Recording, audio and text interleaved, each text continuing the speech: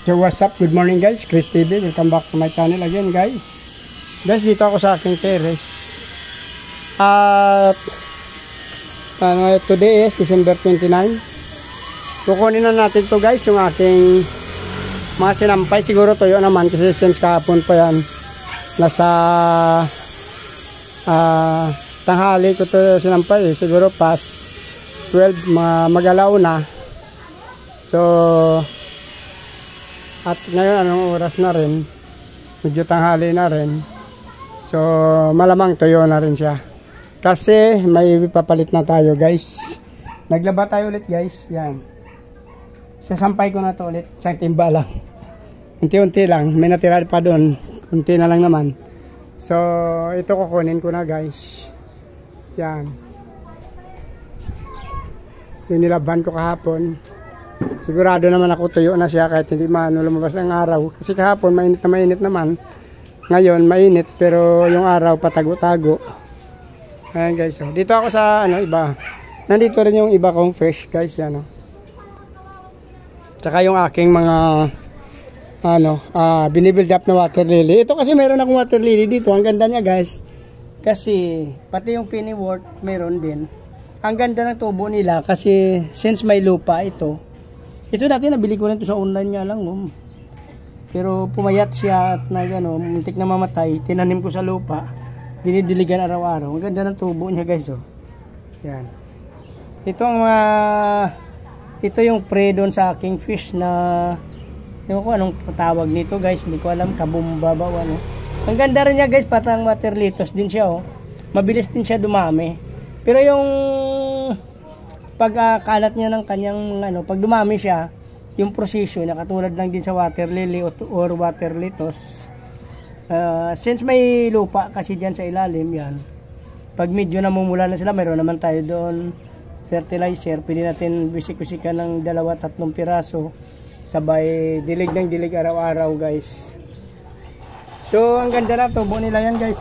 Meron din tayong mga dito, mga duckweed yan. Ang nawala lang sa akin at namatay ng tuluyan kasi yung asula. Hindi ko na talaga siya naibalik guys. Kasi dati may asula ako dito, sobrang dami. Nalagyan ko ng abono, namatay sila. Nasubrahan kasi guys ng paglagay ko ng fertilizer. Pero ngayon ito walang fertilizer nga, ito water lang. Tsaka sa fish ko to, sa aking breeder. Ang ganda rin ang tubo niya. Like sa dito guys, marami tayong mga water lily natin, dumadami na sa ating mga, since may mga isda kasi diyan hindi naubos na pagkain, naging abono din sa kanila. Yan, may mga ron pa tayo diyan sa ilalim. Lahat ng mga ko dito nilagyan ko ng duckweed.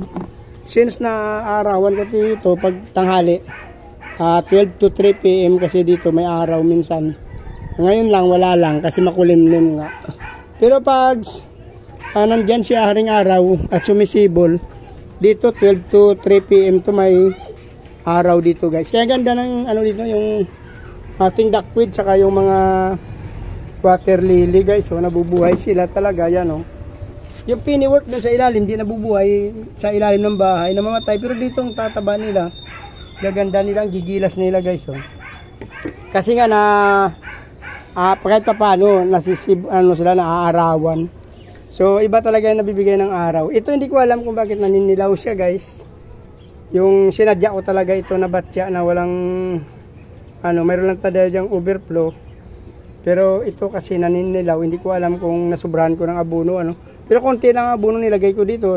Tapos araw-araw ko naman dinadagdagan ng tubig para mag-overflow siya. So yun, lahat naman na fish ko dyan halos may mga dito sa terrace guys, mayroong mga duckweed yan guys, tsaka water lily. Yan. Dito kasi may mga gabi. Ganda dito ng gabi kasi nagsaha na siya.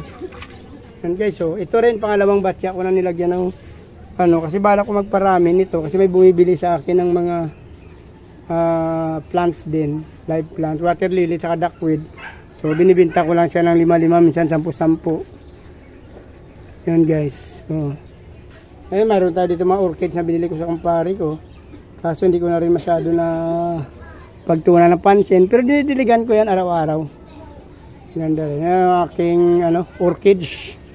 Yung tanim naman doon sa ilalim, yung galing doon sa kaibigan ko. Yan guys. Hindi ko na-check yung mga ano kung may mga fry sila since busy ako ngayon. May plan pa rin ako na magbenta pero sa ibang lugar naman doon mag-try ako sa kabila. So titingnan ko kung sisipagin ako mamaya, magbibenta tayo guys. So dito na lang muna guys kasi magpapalit ako ng aking sinasampay na damit. Yung toyo, palitan na natin ng mga panibagong nilaban ko. So Pasko naman ngayon, please like, follow, subscribe guys. Sama nyo na yung notification bell para updated kayo sa mga ina-upload nating video guys. So advance happy new year. Maraming salamat. Mabuhay kayo hanggang gusto nyo. Bye bye.